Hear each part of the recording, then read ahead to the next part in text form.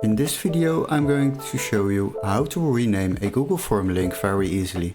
Now if you open your form in Google Forms and then go to the link option and click on it, you will find out that this is a very long link.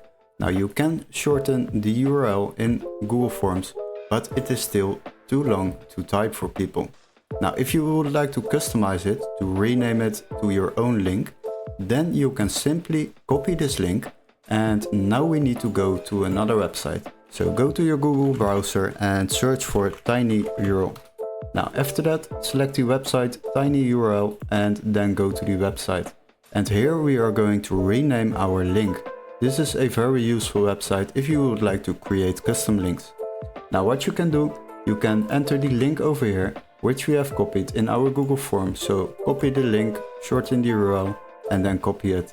Then paste it into this box and then we will create a new alias. So let's say we have a voting poll, then I will create an alias with my voting poll.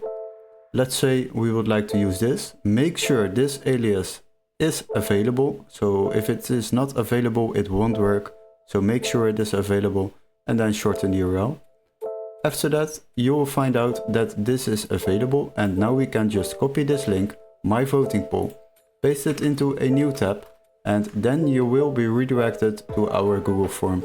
As you can see, it is now opening our Google form, and that is how you basically rename a URL for your Google form link.